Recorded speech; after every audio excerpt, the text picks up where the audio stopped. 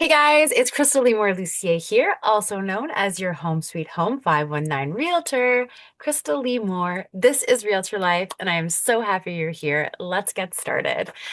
Okay, so we're going to be talking today about integrity and honesty, very important, networking, and finding the magic in momentum. I know. Let's get started right away because it's very exciting. Okay. So it is in Southern Ontario, and I think in a lot of Ontario right now, it is very much a buyer's market. However, things are selling. It's just they're selling at prices that are more market focused and not kind of what sellers want focused. And as buyers are coming in, and there are different programs that are coming out, like the City of London has a home buyers program that's helping buyers. There's the home buyer, the savings account. There are RSP incentives. Lots of different things are coming up. Interest rates are coming down.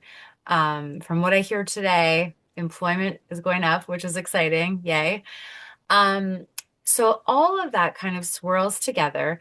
And I was sitting with a potential client today, and we were kind of going through her past experience in trying to sell her condo, which kind of to her point was not a great experience, which I think a lot of people selling their homes right now, it's not like if you could choose the experience, this isn't it.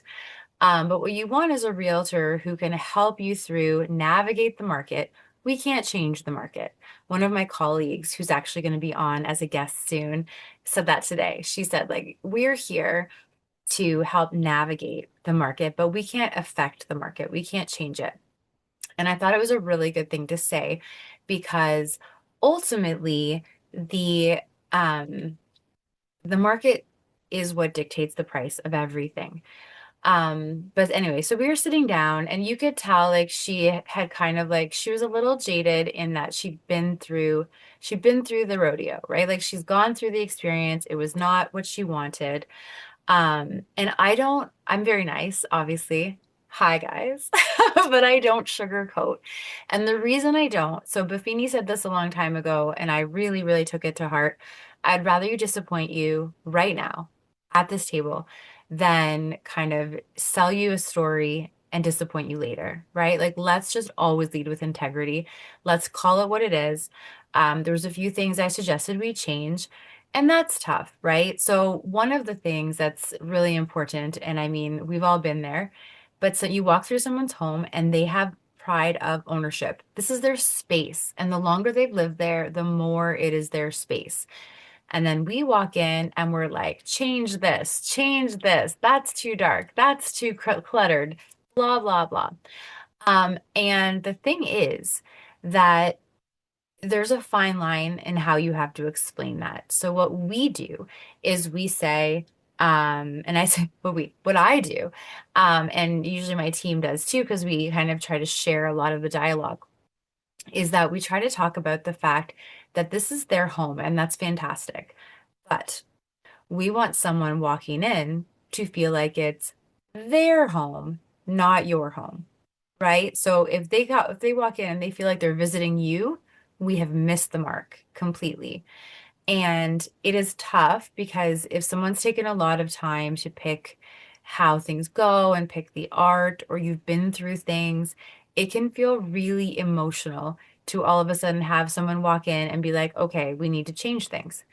At the same time, eye on the prize, what are we trying to do?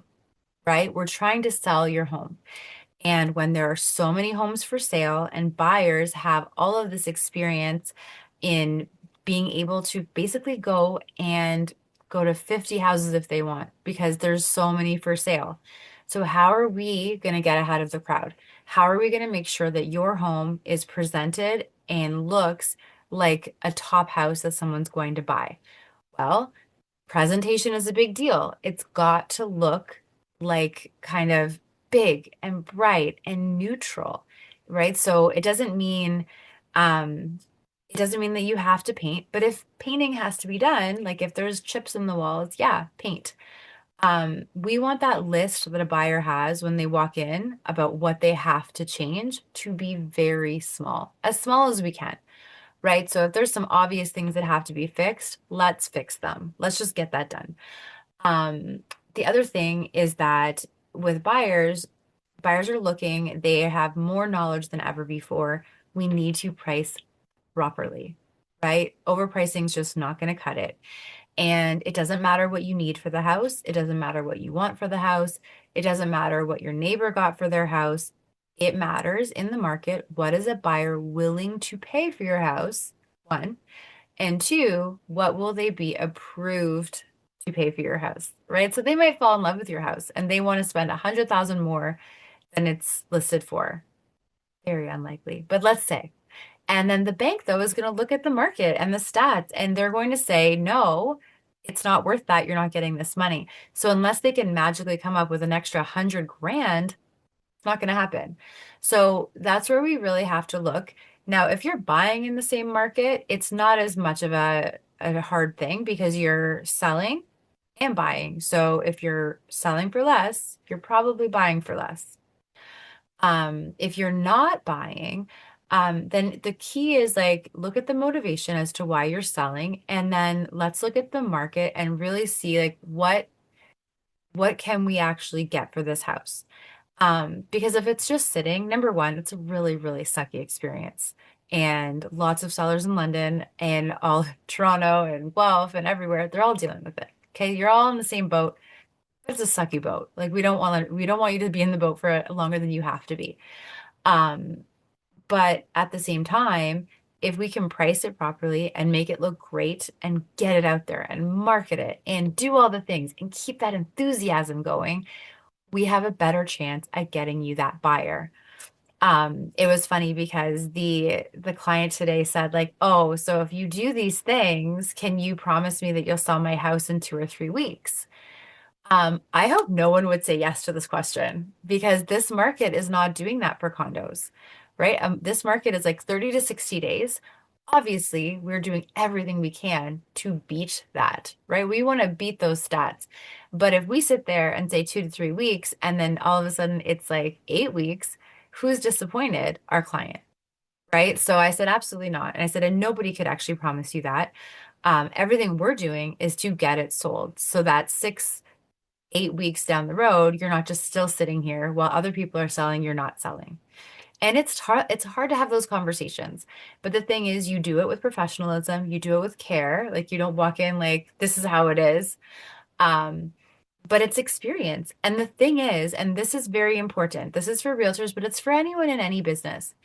If at that starting off point, you can't establish that trust and rapport, and they're not going to listen to you, it is going to be a very expensive, very frustrating, very almost maybe even demoralizing experience.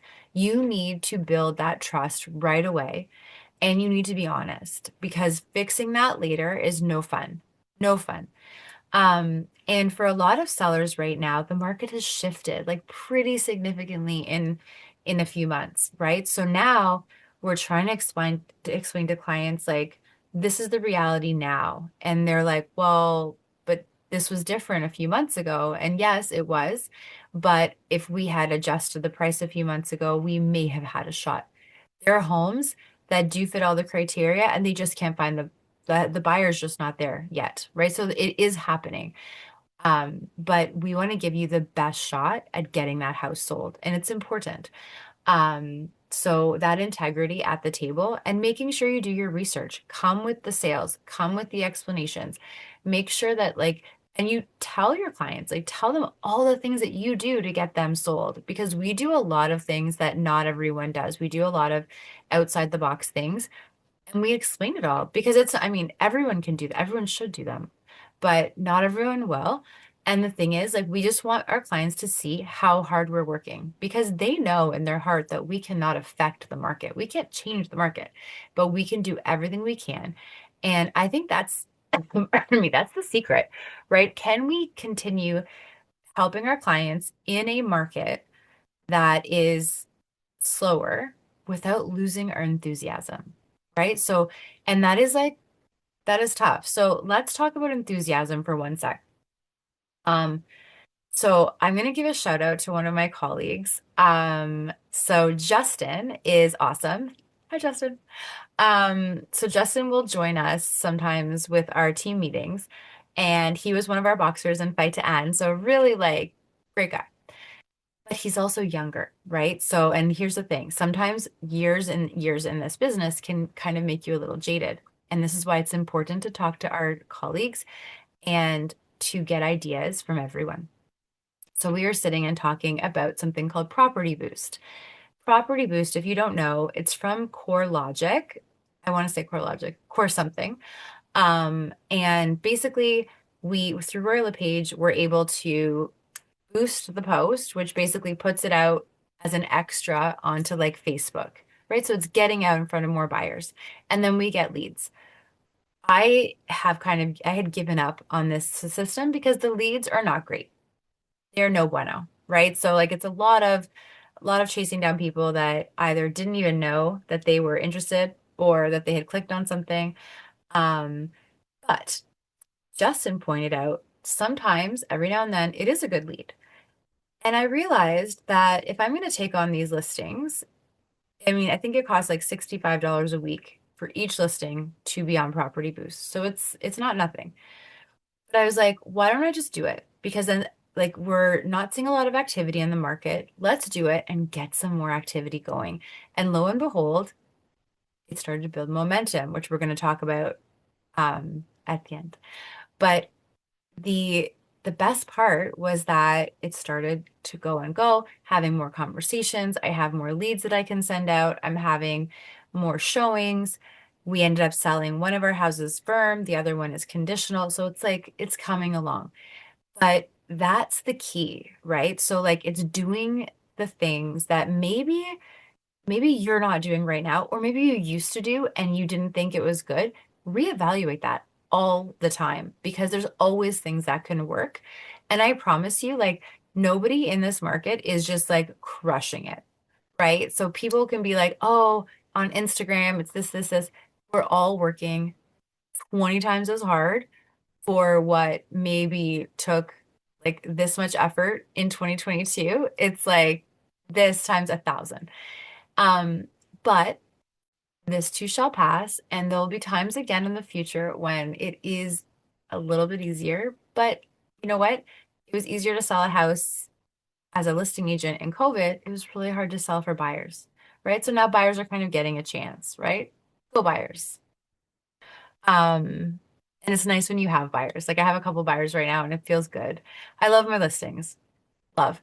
But it's it's funny that when you like when things are harder, um, sometimes you get more of them. Like I think we have 4 or 5 listings coming up very soon, and it's November. Usually it's more of a spring thing, but just people's like lives, right? So people change jobs or people do their thing or they have different this. And so um we have more listings coming up. And what's nice is that even when listings are hard, you can have several listings and you basically have every agent in the province potentially working to help you, right? So that's where like buyer agents, if you're out there, right? Like you have such an opportunity right now. And because all these listings are here and buyers have an opportunity. So if you're listening and you're an entrepreneur or a realtor, but you also want to buy something, what a time. What a great freaking time to buy because there is a lot of inventory. There's a lot of people that would like to sell, and this is the time to do it, right? I think Warren Buffett talks about that, where he's like, when if everyone's going left, you should go right. So go right, buy a house, have it help you. Okay, so honesty. Now, then we're going to talk about networking and learning. Okay, so you guys probably have heard, if you've listened to me for a while, that I am a conference junkie. I love conferences. I love learning. But the last year has not been conferencey for me. So, like, Buffini Mastermind ended last year. And that was my go-to. That was like from 2014 to 2024, I was like, I was in San Diego every August. Let's do this. Fills up my cup. I was going to Buffini Peak, the Kathleen Black Summit. I did Richard Robbins, um, just all of these great conferences. And somehow along the way, I just lost it. Like I went to the coaching summit for Buffini in March. It was not as well attended as usual, but there's a lot of like tensions going on Canada, US. So I think that kind of explains it. The like the material, the stuff was fantastic, and I got to see some of my very favorite realtors, and it was really cool. But it still wasn't, I didn't leave with like that extra skip in my step that I usually do. And then because we haven't gone to the US really this year, I think we went to one baseball game in the summer in Detroit, but it really like it's just the dollar's not great. There's a lot of tensions and it just isn't happening. So my conference meter was like low. And then ask and you shall receive. I noticed the Kathleen Black conference was coming up and I had tickets from 2022. Back in 2022, they had to change the date and then it didn't work for me because we were going away, I believe. And I realized I'm like, oh, I have these tickets. Now my team can't come, right? So Mina, who's on my team, just had a baby. Beautiful. And Cindy, our assistant, was supposed to come as well. She can't come either because she was busy that week. So I reached out to my colleague, to a mortgage colleague. She's going to come with me. We're going to have a fantastic time. We already had the tickets. It's going to be like amazing networking, amazing learning. It's in Niagara Falls, 3 days. Now, those are the things that just like, woo, like you get to be elbow to elbow with some of the top producing agents in your area and just learn and laugh, and there's freedom in that, like, right? So you're at a hotel, there's no responsibilities, you don't have to clean the dishes, like you're just having a great time. I'm super pumped about it. But then I also found out about the OREA Powerhouse Conference. So we're gonna have a very, very fun guest in December. I'm not gonna spoil it. But when we were trying to schedule his interview, he's like, "Oh, like I'm going to be at the OREA Powerhouse Conference." So I'm like, "What is the OREA Powerhouse Conference?" Look it up. And it is like a day learning about the politics surrounding housing and what an important time to know about that for our clients. So I looked it up, I registered, I'm going. Um, and it's the networking, it's the learning, it's every single thing that we can put in us to kind of in our cup to spill over onto our clients and to give more value, right? To really just show them this is like what I'm doing for you. And I don't know if you can tell from my like little excitement, I'm very pumped. And it's the learning too, right? So I had a podcast interview with Brandon from Shut the Front Door. I'm doing improv weekly again. Absolutely love it. If you don't, and here's one thing I want to say. If you, I just said improv and you're like, ugh, improv is a fantastic class setting for you to elevate your confidence, your public speaking, your fast thinking. Have you ever been in a moment when you're like, you get back in your car and you're like, oh, I wish I had said blah, blah, blah? Improv classes and training help you fire those neurons a little faster. So later you're like, I'm so glad I said blah, blah, blah, right? Okay, so the learning is key. I'm a huge nerd. I love learning, right? Like I got my MBA during COVID. I have my professional director certification. I do courses on Udemy and Mind Valley. But I really believe a mind that keeps learning will keep growing and expanding. And we have so much to give to the world, right, guys? If you ever want to nerd out and talk learning, reach out. Okay, so very last part. I said I was going to talk about momentum. Now, one of the best things, if you're trying to find the magic in your business again, and this is a very important thing, this is for everyone in 2025, or whenever you're listening, because I'm sure history repeats itself. It can be a tough time, right? This has been a weird year. I have talked about burnout potential. I've talked about trying to keep the joy, keep the gratitude, all of this. But how do you keep the magic alive in your business when things just feel like, ugh, how do you do it? Funny that you guys ask. Here's how.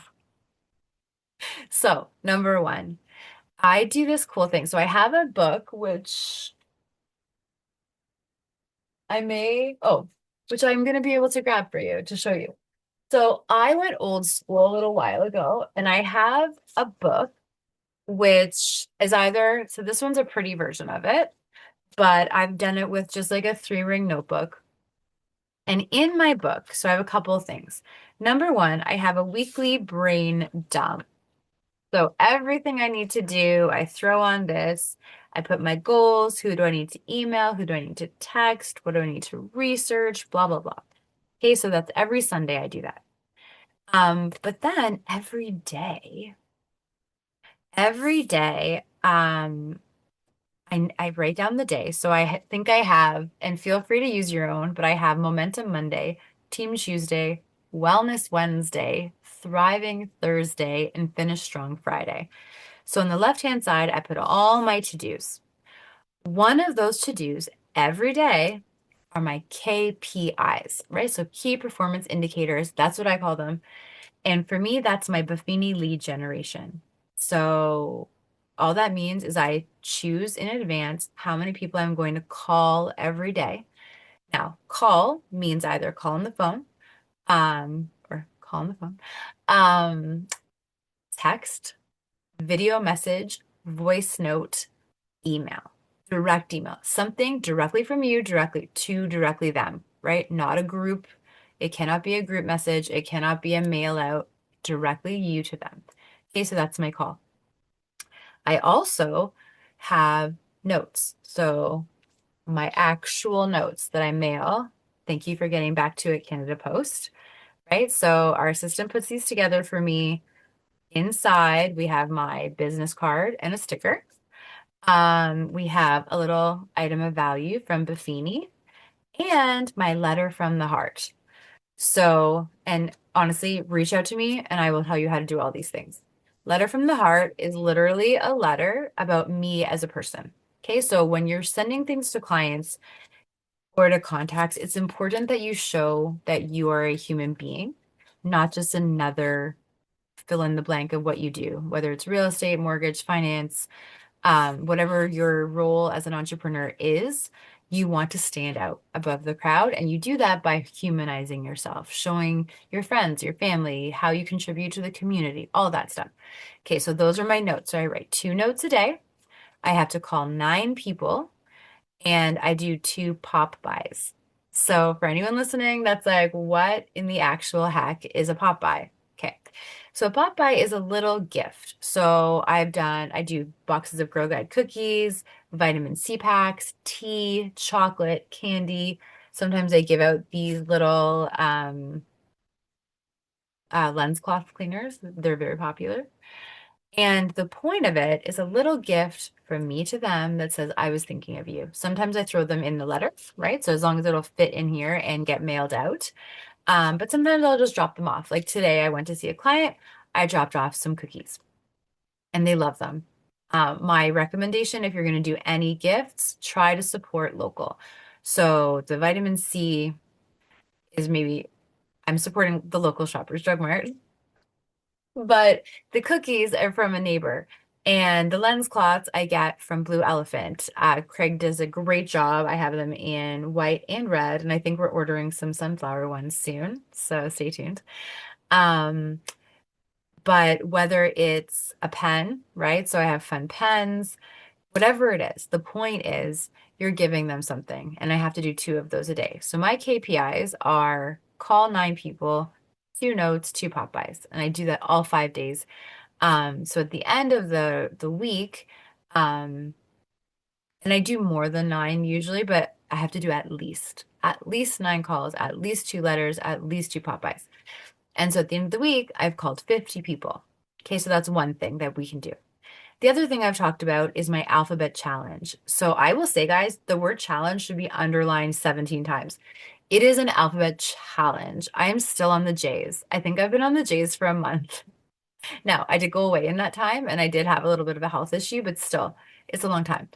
Um, so you take your whole database, and if I just said database and you're like, what? Okay, so then you need a database. You need all the contacts that you know, all the people, and we need to put them somewhere. Start with an Excel sheet if you need to, but you need a way to track your relationships. I do it with the Buffini referral maker. You can do it with Zoho. You can do it with RLP Sphere. You can do it with Salesforce. Whatever is your jam, that's the one that you should do. I love the referral maker from Buffini, though. It's my very favorite. It's amazing. So, um, effectively, I have that kind of every day with the the J's. So when I'm not sure who to call or who to message, I go to that list. That's my number one list because I'm trying to get through them. So if I can at least do three of those letters a day, or like whatever the letter is, so it's J. So at least three a day. I want to do more. I want to do like 50, but I don't have time. If I do three a day, and then the rest are just calls to my clients and stuff, we're good. But then I write down the KPI and then I get to cross it out with my highlighter. And there's just a little hit of dopamine that adds a little momentum to that. It's very cool. I suggest we all do it. It's amazing. The other thing I do is I read 10 pages of a book every day. Okay, so when we're talking about like how can I read more, there's a really cool thing on Mind Valley that I've talked about. It's a speed reading course by Jim Quick. Um, I find the speed reading when you're doing it is good. Sometimes I like reading slower for enjoyment, but 10 pages of a book, and I'm also listening to an audiobook. So I'm listening to a disruptor book by, I want to say, James Patterson. Really good. I'm listening to it on Spotify. Heart to Spotify if you're listening on Spotify. Big fan. But then I'm also reading, I think it's called Finding Me by Viola Davis. This woman, oh my gosh. I thought she was like incredible before, and I'm almost done her book, and I'm just like blown away by how amazing she is. Um, but yeah, 10 pages a day, cross that out. I also have other things like, for example, journaling in the morning, and walking every single day, working out, doing strength training, doing a chakra meditation, right? So there's things for me, but the point is to keep you going forward. And you can't, like, I think Tony Robbins says, like, emotion is created by motion. So you keep moving forward. And it's really hard to feel like stuck when you're doing that. And you keep just adding things. I also do every single Monday, I send my coach I call it an abundance update or a success update. So the success update is pretty cool because it's like a little snapshot of my business. It's 4 pages long. It's a template that I've created, so I just have to plug it all in. But it's a little like snapshot of my business, and it makes me want to do better. I don't know what that is. There's a psychology there, I'm sure, but it makes me want to do better, and it's pretty cool. But as we're going through, like we've had a great year, even though it's been a weird, weird year. And I know that next year is going to be even better, but the key is to get these systems in place, right? So like I don't do anything unless it's written in this book. So I write everything I'm going to do. And that includes following up with people. That includes whether it's like I call chores at our house karma yoga. We went to India in 2023 and I learned all about yoga, and I found out about karma yoga, and I'm probably messing it up. But for me, karma yoga is like if I'm doing laundry or I'm doing the dishes, that's my karma yoga for the day. There's also things in here that like I haven't done. For example, I need to finish a yoga certification that I started in like 2022, 2021. Um, for some reason, I just can't do it. And so I just need to finish it. So I'm saying it out loud here. So hopefully it gets done. Um, but it's like can you keep that momentum? Like, what is driving you? What makes you happy? What makes you feel fulfilled? I am working towards a goal I've had for quite some time, and I am going to share more of that in a new episode soon. But now that my tenure with Rico was 3 years, and I couldn't do any other volunteer things, so I'm just getting back into volunteering for other organizations, and I'm pretty pumped. But at the end of the day, guys, the magic that you're looking for is in you already. You just need to find it and find out what fuels you. What I love about reading the 10 new pages every day, it's not scrolling, right? Like it's 10 pages. I've talked about this before, but like something like 90 or 95% of what you think today is what you thought yesterday.